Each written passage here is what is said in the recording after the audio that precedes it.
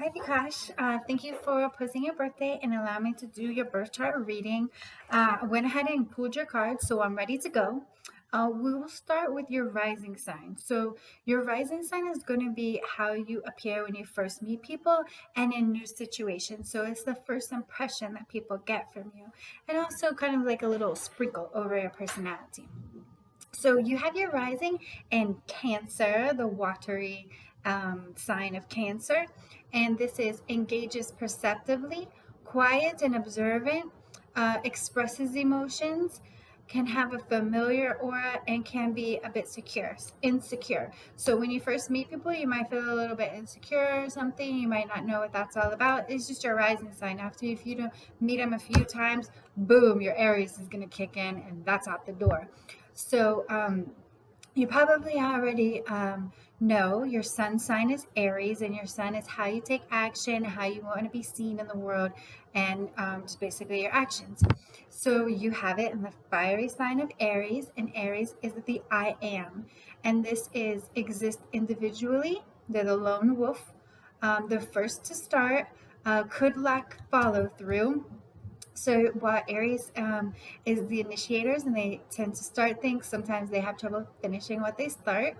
They're all about the new, direct and blunt, and the sun is exalted here. So the sun loves to be here.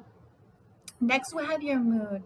Now, your moon is your emotional nature, your reactions, your more inner self. And you have it in Scorpio. So you have a Scorpio moon.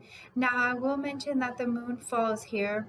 So you could have a little bit of trouble with emotions. Sometimes it's like the emotions are asleep and can be a little bit hard to deal with this placement. And then on top of it, you feel intensely and you crave a deep emotional connection. You might keep emotions sacred and reserved. Um, can be obsessive. This placement has an all or nothing type of style. There's no in between with Scorpio energy. And a very strong determination. Next up, we have your Mercury, and your Mercury is how you think and communicate, and you have it in the dreamy, imaginative sign of Pisces.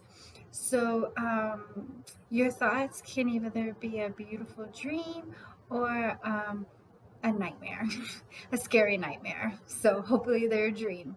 And then this is speaks dreamily. They may tell you what you want to hear. They could have a poetic style of speech. They adapt to the vibe. So Pisces energy is go with the flow. So your communication may be a little bit unpredictable. You could also be incredibly creative. Now, next we have your Venus. So, your Venus is how you love, and you have it in the air sign of Gemini, which is about intellect and logic. So, this is loves flirtatiously, or a little flirt. Um, they charm with witty conversation. This is how Gemini energy connects through intellect. They can be a tease. Communication is a must for this placement, and they can be lighthearted in love. Next, we have your Mars. Now, your Mars is how you take action and how you go for your goals and your ambition and drive. And you have it in the fiery sign of Leo, the lion. So, this is acts dramatically. Everything is a show for Leo energy. Can be passionate and generous, can be a bit egocentric. So, be careful keeping your ego in check. Um, and it's just like a red carpet on the stairway to success. And then Leo energy typically likes to roar and put on a big show when they're angry. Okay, next we will. So those are the signs that your planets land in. So that is the characteristics and personality of your personality, and then we will talk about the houses, where this is going to be the area of life that this energy plays out in. So you have your sun in the ninth house, which I call the house of wisdom, And this is represented by a backpack because it's all about experiences and travel and higher learning and just getting out there and exploring life so you can ultimately gain that wisdom. And the nickname for this placement is going to be the Guru. Next, we'll have your moon. So your moon is in the fourth house, and the fourth house, I call this the house of home, but it also covers things like private issues, behind closed doors, family, things like that. So your moon, since your moon is your emotions and it's in the fourth house, it's very likely that your emotions are tied to these type of things.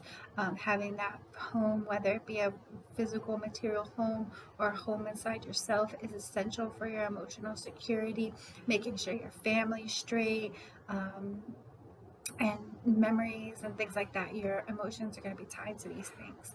And the nickname for this placement is actually Mr. Composure. The moon is at home in the fourth house. Next, we have your Mercury, how you think and communicate. And you have this in the eighth house, which I call the house of depth. But it also represents transformation, rebirth, um, behind closed doors, the things that go on behind closed doors, the taboo, and also like the bedroom. So that's what the eighth house is. So a lot of your thoughts might be on those type of things, and you can see it as represented by the snorkel because, in my opinion, this is about digging deep. So, and then since it's Mercury and how you think and communicate, this would be the mental minor. So you're going to dig deep into your thoughts and the thoughts of others and how you communicate. It's probably not going to be super surface level. Um, but you do, let me see. But yeah, and then you have it in Pisces also. So next we're going to have your Venus. So your Venus is how you love, and you have it in the 10th house, which you can see as a person, climbing the stairway to success to reach their goal. So the 10th house is about status. So you're likely attracted to women who have a high status, who are accomplished and successful and carry themselves in a dignified manner. And probably have some money too. So and then with the 10th house, this is about business. So the nickname for this placement, having your love planet in the business house, is the prenup agreement, because it ain't personal, baby, it's business. Next, we will have your Mars sign. So your Mars, like I said, is how you take action, how you go for your goals. And you actually have it in the first house, which we can see here is represented by a mirror because it's all about self. And also people are going to see this from you. So they're going to see you're going for your goals and your ambition and your drive and everything. It's not going to be hidden, whereas your emotions might be with that Scorpio moon. So the nickname for this placement is going to be the aggressive trailblazer. So you go for your goals and you're aggressive and assertive about it, and you're not afraid to just jump in there and get it done. So that was it, just a short little card reading. I hope you liked it. Let me know if you agree with this or if you disagree, and we'll take that into consideration, definitely. Have a good day. Thank you.